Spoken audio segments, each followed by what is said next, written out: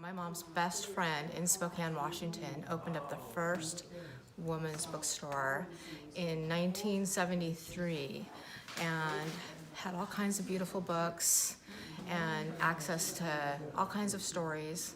And back then we had no culture, no galleries, no music, nothing. Just kind of what I would say white, Republican, oppressive viewpoints. And so through the bookstore, I learned to read, and I became a very quick reader. I could read a book a day. And my mom would take me to this bookstore that had women's stories in it. And I learned about Emily Dickinson and the Bronte sisters and Jane Austen and Shakespeare. And through all of that, my mind expanded like the universe. I guess that's the only way I could think of. Every time I see a book, I think of a star in the sky.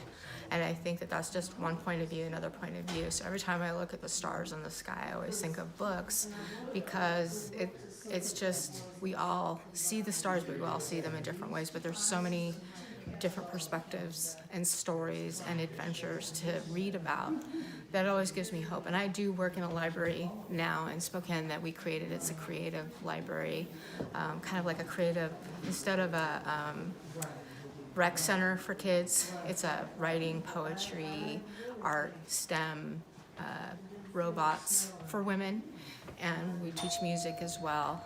And I really think that books are like the most important thing in the whole world.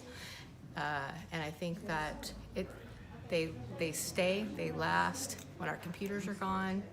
You know, when everything is destroyed, paper and pen will still be the most important weapon of mass destruction. And we vote on paper, and it's part of our democracy. We can write about how we feel. We can tell our stories to our representatives. We can tell our stories to our communities.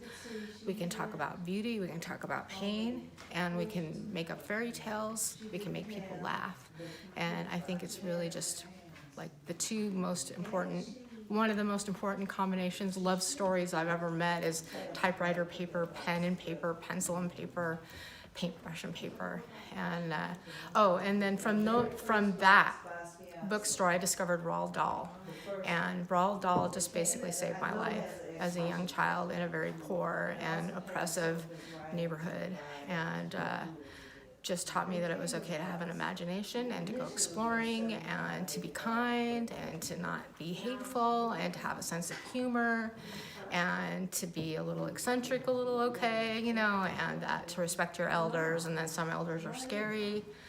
And I really appreciate the art that was in books too. It really, since we didn't have museums, the art that was in the books was the only art that I had access to. And so my mom would always buy me on my birthday a book with all the most beautiful pictures. And it wasn't just because I just wanted to see a picture book, it was because it was art. And, or even like how a word might be typed like in a poetic stanza. You know, it taught me to think outside of the box and to it still inspires me today, and I hope and I know it'll be something I'm doing until I'm like 100 years old, for sure.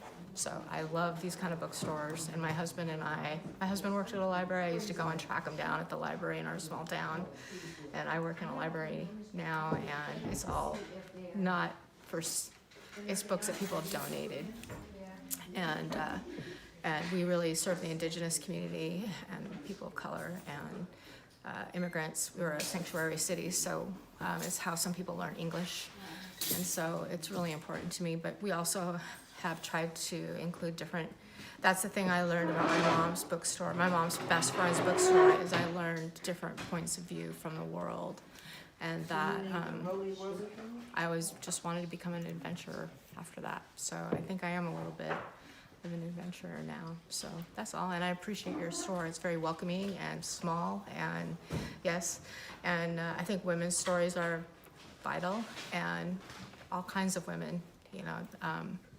It's through a small bookstore like this that, you know, I was able to learn about my Native American heritage and learn the language and learn about the art and learn about elders, and learning about how things were done. So I think that bookstores are vital. And the community that always, even now at my age of 53, that keeps me going are the poets. And they're like what I would call the keepers of the keys. They kind of let you know where things are at in our society, and we need to listen to them.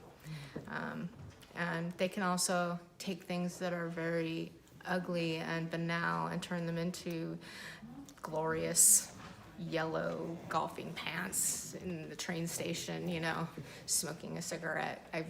Those are the things that you might be annoyed by, but when you read it from Charles Bukowski, it sounds wonderful. And but Emily Dickinson really opened my mind up to gardening and flowers and bees and the sky and just being alone as a woman. And Emily Dickinson taught me that it was okay to be alone, and that I could have my own thoughts, and that I could be alone anytime I wanted, wherever I wanted, and be okay with it. I didn't ever need anyone else, ever. And I really appreciate that about Emily Dickinson. So thank you, Emily Dickinson, and thank you. All right, thank you.